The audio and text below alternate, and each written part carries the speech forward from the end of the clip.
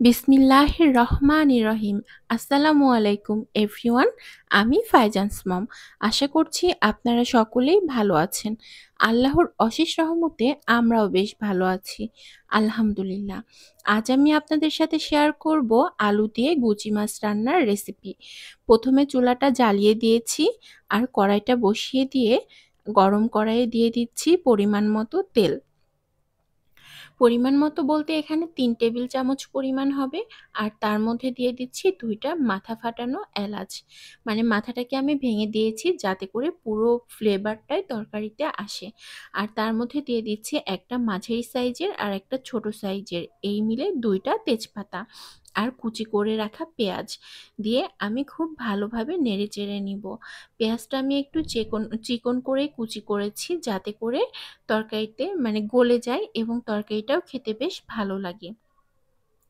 তারপরে এই যে দেখুন আমি খুব ভালোভাবে পেঁয়াজটাকেও নেড়েচেড়ে নিচ্ছি।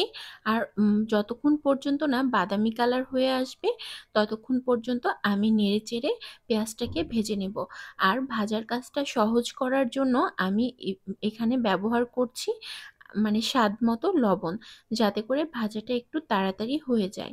তো স্বাদমতো লবণ দিয়ে আবারও আমি ভালোভাবে নেড়েচেড়ে পেঁয়াজগুলোকে ব্রাউন কালার হয়ে আসা পর্যন্ত অপেক্ষা করব। পেঁয়াজ যত সুন্দরভাবে ভাজা হবে তরকারিতে তত ভালোভাবে মিশে যাবে। এই জন্য ভালোভাবে পেঁয়াজটাকে ভেজে নিচ্ছি। আর চুলার হিট আমি মাঝারি আঁচেই রেখেছি। রেখে পেঁয়াজটা নেড়েচেড়ে ভেজে নিচ্ছি। আর এই যে দেখুন কত সুন্দর একটা কালার আসছে, তাই না? আর এর সাথে আমি অ্যাড করে দিচ্ছি হাফ টিস্পুন পরিমাণ রসুন বাটা, 1 টিস্পুন পরিমাণ আদা বাটা। দেন আমি আবারও ভালোভাবে নেড়েচেড়ে নিচ্ছি যাতে করে আদা রসুনের কাঁচা গন্ধটা চলে যায়। তারপর গরম পানি ব্যবহার করেছি পরিমাণ মতো। আর দিয়ে দিচ্ছি হাফ টিস্পুন পরিমাণ করে জিরা, ধনিয়া, লাল মরিচ আর হলুদ গুঁড়া। সব শুকনো মশলাগুলো দিয়ে আবারও নেড়েচেড়ে নিচ্ছি যাতে করে সবগুলো মিশে যায় আর খুব ভালোভাবে মশলাটা কষানো হয়। মশলা থেকে তেল ছেড়ে এসেছে, এ পর্যায়ে অ্যাড করে দিচ্ছি একটা কিউব করে কাটা আলু। আলুটা খুব বড় না, বলতে গেলে মাঝারি সাইজেরই হবে। তারপরে আবারও নেড়েচেড়ে আলুটাকেও কষিয়ে নিচ্ছি।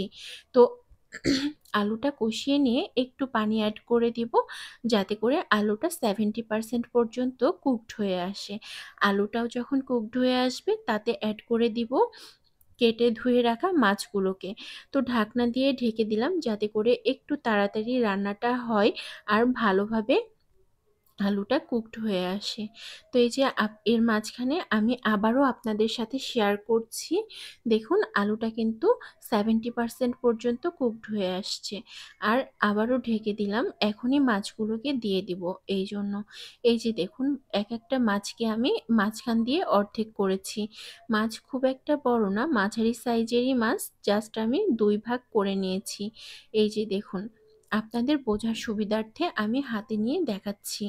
মানে ২ টা পিসকে এক জায়গায় করে দেখাচ্ছি যে ঠিক কতটা বড়। আর এখানে মাছ আছে মোটামুটি ২৫০ গ্রাম পরিমাণ। তারপরে আমি ধুয়ে কেটে বেছে পানি ঝরিয়ে নিয়েছি। এখন জাস্ট আমি কষানো আলুর সাথে অ্যাড করে দিব। দিয়ে মাছটাকেও ভালোভাবে কষিয়ে নিব।